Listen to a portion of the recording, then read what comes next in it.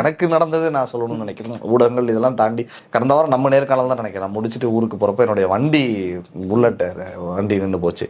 நின்று போயிட்டு தவிச்சிட்டு இருக்கேன். சண்டே அன்னைக்கு சண்டே ஈவினிங் என்ன பண்றதுன்னு தெரியலன்றப்ப காஞ்சிபுரம்னு நினைக்கிறேன். காஞ்சிபுரத்துக்கு முன்னாடி ஒரு 8 கிலோமீட்டர் இருக்கும் ஒரு ஊர்ல ஹைவேல நின்று போனப்ப அந்த தம்பி பேர் சுரேஷ்னு நினைக்கிறேன். அவரு எந்த கட்சி என்னெல்லாம் தெரியாது. நான் வண்டி நின்று தவிச்சுக்கிட்டு இருக்கேன், மெக்கானிக் இல்ல, சண்டே கிடைக்கல அப்படின்றப்ப வந்து நின்னாப்புல என்னன்னு கேட்டாப்புல இந்த மாதிரி சொன்ன வண்டி நின்றுச்சுன்னு. சரி வாங்க நான் கூப்பிட்டு போறேன் அப்படின்னாப்புல. நான் அது வரைக்கும் அவர் வண்டியில நான் பார்க்கல.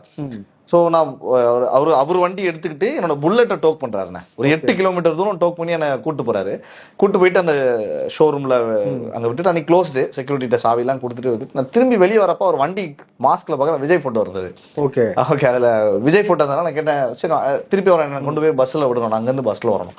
வண்டியை சர்வீஸுக்கு அங்கே விட்டாச்சு. பஸ்ல நான் ஒரு வண்டியில வரப்போ அவர்கிட்ட கேட்கறேன், என்ன தம்பி விஜய் போட்டோ டிவிக்கேவா, என்ன பதவியில தான் இருக்கேன். என்ன பதவிக்காகலாம் இல்லைண்ணே. அந்த தம்பி என்கிட்ட சொன்ன வார்த்தை நான் பதவிக்காகலாம் இல்லைண்ணே, அண்ணனுக்காக இருக்கேன். அவ்வளோ ஏதாவது மக்களுக்கு நல்லது செய்வாரு அப்படின்னு நினைக்கிறேன். அதை எங்களை சொல்றாரு, நாங்களும் சரிண்ணே அதனாலதானே நான் வந்தேன் அப்படின்னு அவர் என்கிட்ட சொன்னப்போ நான், ஏன்னா எனக்கு யாருன்னு தெரியாது. ஏன்னா நீங்க பாத்தீங்கன்னா திமுக கொடி போட்டுற ஒரு காருக்கோ ஒரு வண்டிக்கோ ஒருத்தருக்கு ஏதோ பிரச்சனை ஒரு 10 திமுக காரங்க வந்துருவாங்க. ஒரு அதிமுக கொடி போட்டிருந்தேன்னா ஒரு அதிமுக காரங்க வந்துருவாங்க. பிஜேபி கொடி போட்டிருந்தா கூட ஒரு 10-20 பேர் அந்த இடத்துல ஒரு பிரச்சனை அப்படின்னா உடனே அந்த கட்சிக்காரங்களாம் சேர்ந்து என்னன்னு சப்போர்ட் வந்துருவாங்க. ஆனா யாருன்னே தெரியாத ஒருத்தருக்கு வந்து ஒரு தொண்டரை சப்போர்ட் பண்ணது அப்படிங்கிறது உண்மையிலேயே வாரியஸை பாராட்டணும், மனமோர்ந்து பாராட்டணும்.